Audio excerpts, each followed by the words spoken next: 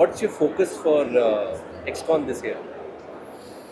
The focus for Excon this year, as has been for every year, every exhibition, is to educate the customer, to make the customer aware of new innovative products, to make the customer aware that MTANDT stands for safety, for quality, for service. Today, as I stand in front of you, I'm happy and proud to say that MTANDT stands for a philosophy which is Dil Se Seva. So when I say Dil Se Seva, it is not just a statement, it's not a caption, it's not a tagline. It is the pinnacle of experience of the customer and the employees, and which is why we are able to go ahead, lead. Today, I would say we stand shoulder to shoulder with our another leading organization, and we keep enlarging our fleet of equipments. And the reason for this is quality, service, quality with safety all the way. So what's your products on display? So we have our boom lifts, we have our scissor lifts.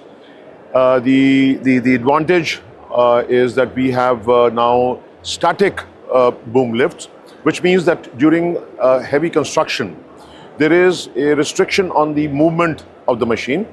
So we have this machine which is on display here, which is a static boom lift, so which is lifted by a crane and put onto a girder, and it has an articulated boom which can work very effectively.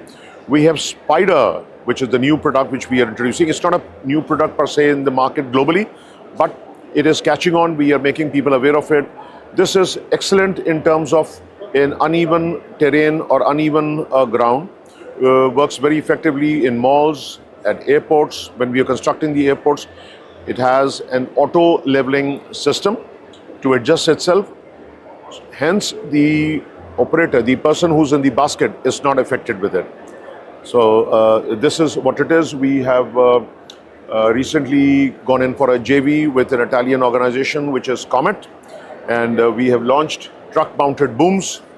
And well, yes, we have a fantastic solution for illuminating the shutdowns at factories, which is the MLIT, a new product. So we have the light, we have a backup, our backup. So these are the new products that we are. How are your products technology advanced? So we work very closely with our customers. It's very important when you talk of innovation.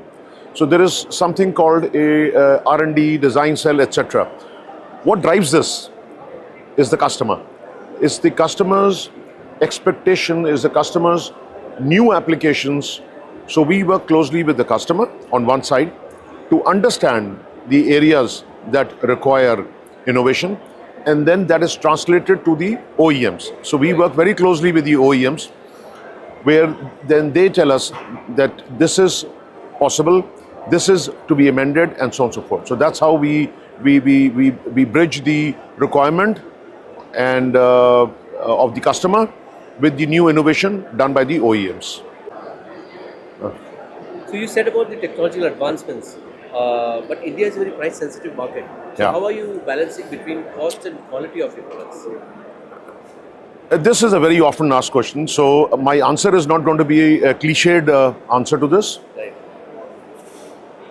So when a customer is, see, we need to tell the customer, see, we don't work on a rack rate pricing per se. When a customer invests in a technology, which is the product, which offers a safety solution, one has to be prudent to understand a cost-benefit analysis spread over a period of 7 to 10 years. So once you do that, and so we educate our customers, try to make the customer understand it is not just the purchase cost, which may or may not be with the budgetary expectation of that particular customer. It is the cost-benefit analysis spread over a period of years, and the satisfaction that the customer is giving to the end clients. So that is how we balance it, and I think we've been quite successful. Look, there are customers, those who want to go and purchase a Maruti. There are customers, those who want to buy a Mercedes. It all, no, both are good cars. Correct. Let me not talk about the differential in the prices and say that if somebody who wants to buy a Maruti, will not buy. It depends. There is a class of customer which wants a Mercedes. Correct. They need to use a Mercedes. Correct. So there is a class of customer which needs a safety, Right. and safety emanates from our products and MTNT. Right. So, what are your export markets? So we have offices. We have now. See, MTNT is very progressive in terms of acquiring companies. We two and a half years ago we acquired an organization from Scotland with a very innovative product range, which is called the web decking systems, which is very effective for the long-term maintenance, inspection, and repairs of the underbridges, jetties, and the conveyor systems. Okay.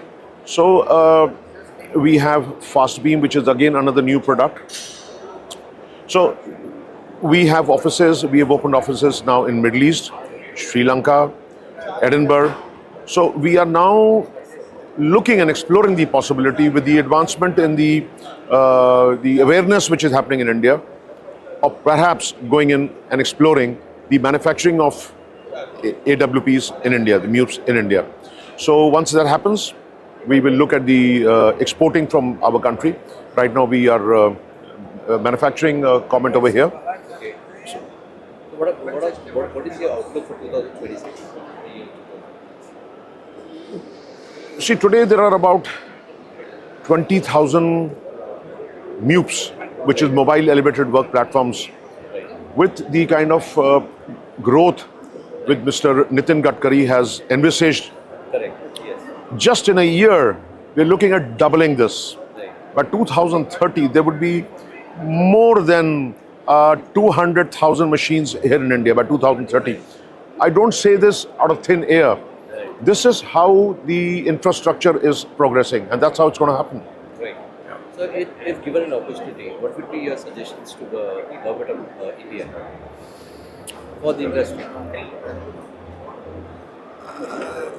Make the use of mobile elevated work platforms a mandatory requirement where the work goes above a certain height. There are other traditional means, conventional areas like scaffolding, etc. Right. However, that has its own place. So once it is made, once there is a regulation and a stipulation that this machine has to be used beyond a certain height to safeguard the operator. Right. What's really important is the human life. Right. So we always like to say that, and I always say this, that we want the operator to go back home safely and come back happy the next day. So we want the government, state governments, to enforce, to make a regulation on the use of these machines above a certain height. We want them to give an endorsement on the training of operators. We have another organization which does training of operators. So these are the initiatives we want the government to offer. We want the government to support with strong subsidies for the manufacturing of these machines here in India. We want to live up to the vision of the Prime Minister, which is made in India. So this is what we ask the government to do.